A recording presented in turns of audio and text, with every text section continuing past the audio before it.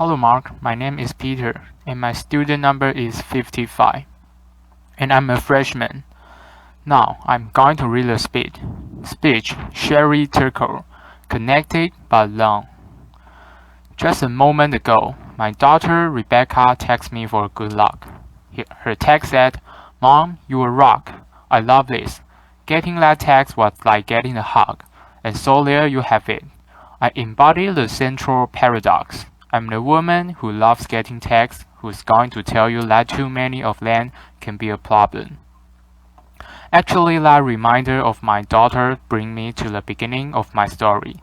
1996, when I gave my first TED Talk, Rebecca was 5 years old and she was sitting right there in the front row. I had just written a book that celebrated our life on the internet, and I was about to be on the cover of Wired magazine. In those heady days, we were experimenting with chat room and online virtual communities. We were exploring different aspects of ourselves. And then we unplugged. I was excited, and as a psychologist, what excited me most was the idea that we would use what we learned in the virtual world about ourselves, about our identity, to live better life in the real world. Now, fast to 2012. I'm back here on the tech stage again. My daughter's 20. She's a college student. She sleeps with her cell phone, so do I. And I have just written a new book, but this time it's not one that will get me on the cover of Wired magazine. So what happened? I'm still excited by technology, but I believe, and I'm here to make the case, that we are letting it take us place that we don't want to go. Over the past 50 years, I have studied technologies of mobile communication, and I have interviewed hundreds and hundreds of people, young and old, about their plug in life. And what I have found in that those little devices in our pockets, are so psychologically powerful that they don't only change what we do, they change who we are. Some of the things we do now with our devices are things that only a few years ago we would have found old or disturbing, but they quickly come to seem familiar, just how we do things. So, just to take some quick example, people text or do email during corporate board meeting. They text and shop and go on Facebook during classes, during presentations, actually during all meetings. People talk to me about the important new skill of making eye contact while you are texting, laughter. People explain to me that it's hard, but that this can be done. Parents text and do email at breakfast and at dinner while the children complain about not having their parents' full attention. But then these same children deny each other their full attention. This is a recent shot of my daughter and her friends being together while not being together. And we even text at funerals. I studied this. We remove ourselves from our grief or from our reverie, and we got into our phones. Why does this matter? It matters to me because I think we're setting ourselves up for trouble.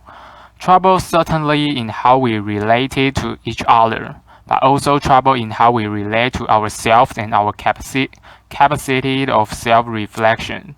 We are getting used to a new way of being alone together. People want to be with each other, but also elsewhere, connected to all the different places that they want to be.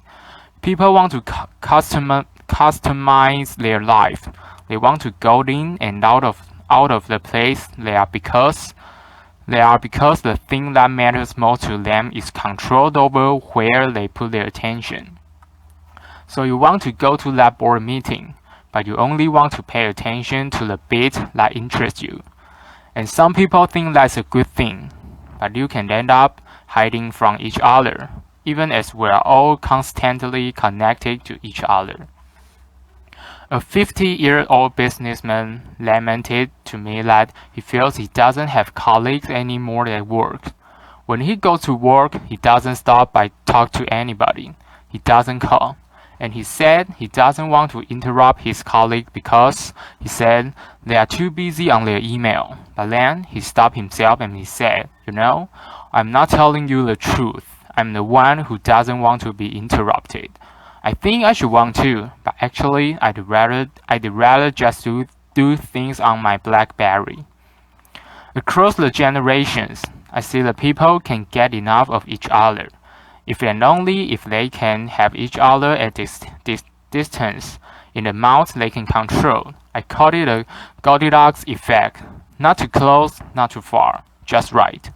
But what might feel just right for that middle-aged executive can be a problem for a dozen who need to develop face-to-face relationship. An 80-year-old boy who used texting for almost every says to me wistfully, someday, but certainly not now. I'd like to learn how to have a conversation. When I ask people what's wrong with having a conversation, people say, I will tell you what's wrong with having a conversation. It takes place in real time and you can control what you are going to say. So that's the bottom line. Texting, email, posting, all of these things let us present the self as we want to be. We get to edit, and that means we get to delete. And that means we get to retouch the face, the voice, the flesh, the body. Not too little, not too much, just right. Human relationships are rich and they're messy and they are demanding. And we clean them up with technology. And when we do, one of the things that can happen is that we sacrifice conversation for more connection. We shortchange ourselves, and over time, we seem to forget this, or we seem to stop caring. I was caught off guard when Stephen Colbert asked me a profound question. A profound question, he said, don't all those little tweets, don't all those little sips of online communication add up to one big gulp of real conversation? My answer was no, they don't add up. Connecting in sips may work for gathering discrete bits of information. They may work for saying I'm thinking about you, or even for saying I love you. I mean, look at how I feel when I got a text from my daughter. But they don't really work for learning about each other, for really coming to know and understand each other. And we use conversation with each other to learn how to have conversation with ourselves. So the flight from conversation can really matter because it can compromise our capacity for self-reflection. For kids growing up, the skill is the bedrock of development. Over and over I hear, I would rather text than talk. And what I see is that people get so used to being shortchanged out of real conversation, so used to getting by with less, and they've become almost willing to dispense with people altogether. So for example, many people share with me this wish, that someday the more advanced version of Siri, the digital assistant on Apple's iPhone, will be more like a best friend, someone who will listen when others won't. I believe this wish reflects a painful truth that I've learned in the past 15 years. That feeling that no one is listening to me is very important in our relationship with technology. That's why it is so appealing to have a Facebook page or a Twitter feed. So many automatic listeners, and the feeling that no one is listening to me make us want to spend time with machines that seem to care about us. We are developing robots. They call them sociable robots that are specifically designed to be companions to the elderly, to our children, to us. Have we so lost confidence that we will be there for each other? During my research, I worked in the nursing home, and and I brought in these sociable robots that were designed to give the elderly the feeling that they were understood. And one day, I come in and a woman who had lost her children was talking to the robot in the shape of a baby seal. It seemed to be looking in her eyes. It seemed to be following the conversation. It comforted her, and many people found this amazing. But that woman was trying to make the sense of her life with a machine that had no experience of the art of the human life. That robot put on a great show, and with vulnerable. People experience a pretend empathy as though it were the real thing. So during that moment, when that woman was experiencing the pretend empathy, I was thinking, that robot can emphasize, it doesn't face death, it doesn't know life. And as that woman took comfort in the robot companion, I didn't find it amazing. I found it one of the most wrenching, complicated moments in my 50 years of work. But when I step back, I feel myself at the cold, hard center of the perfect storm. We expect more from technology and less from each other. And I ask myself, what have things come to this? And I believe it's because technology appeals to us most where we are most vulnerable. And we are vulnerable. We were lonely, but we're afraid of intimacy. And so from social networks to sociable robots, we're designing technologies that will give us the illusion of companionship without the demands of friendship. We turn to technology to help us feel connected in ways we can comfortably control, but we are not so comfortable. We are not so much in control. These days, those phones in our pockets are changing our minds like hurts because they offer us three gratifying fantasies. 1. That we can put our attention whatever we want it to be. 2. That we will always be here. And 3. That we will never have to be alone. And that third idea, that we will never have to be alone, is central to changing our psyches. Because the moment that people are alone, even for a few seconds, they become anxious, they panic, they fake it, they reach for a device. Just think of the people at a checkout line at a red light. Being alone feels like a problem that needs to be solved. And so people try to solve it by connecting. But here, connection is more like a symptom than a cure. It expresses, but it doesn't solve an underlying problem. But more than a symptom, constant connection is changing the way people think of themselves. It's shaping a new way of being. The best way to describe it is I share therefore I am. We use technology to define ourselves by sharing our thoughts and feelings even as we were having them. So before I was a feeling, I want to make a call. Nowadays, I want to have a feeling, I needed to send a text. The problem with this new rhyme region of I share therefore I am is that if we don't have connection, we don't feel like ourselves. We almost don't feel ourselves. So what do? We connect more and more, but in the process, we set ourselves up to be isolated. How do you get from connection to isolation? You end up isolated if you don't cultivate the capacity for solitude, the ability to be separate to gather yourself. Solitude is where you find yourself so that you can reach out to other people and form real attachment. When we don't have the capacity for solitude, we turn to other people in order to feel less anxious or in order to feel alive.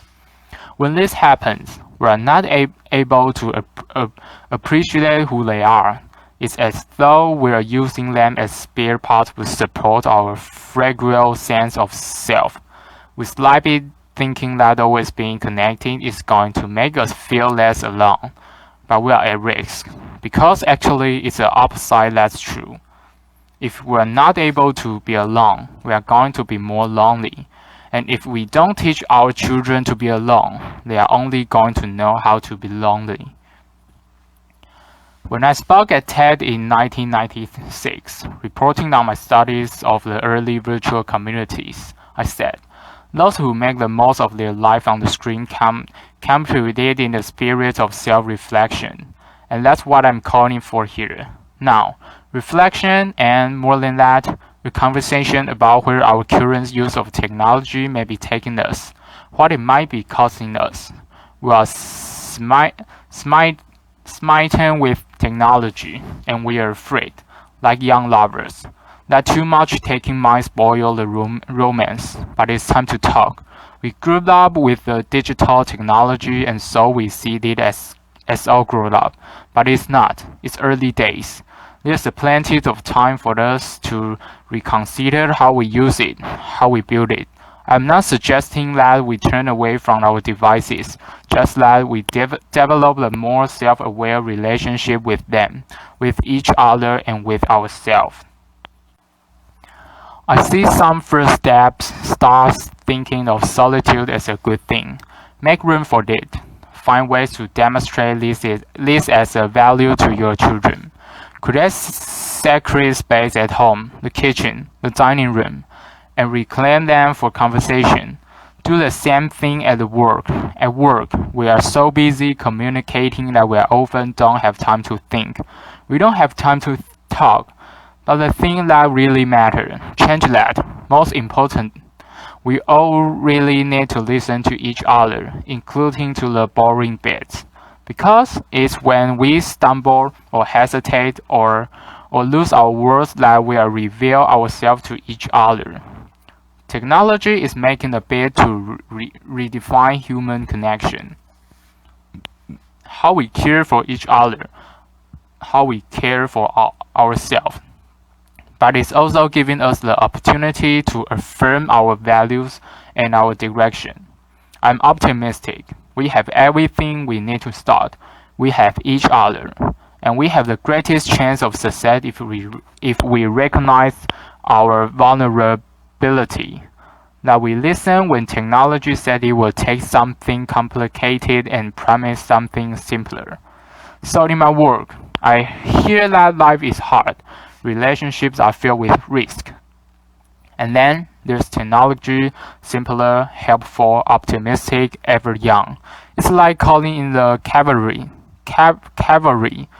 and add campaign promise that online and with avatars. You can finally love your friends, love your body, love your life, online and with avatars.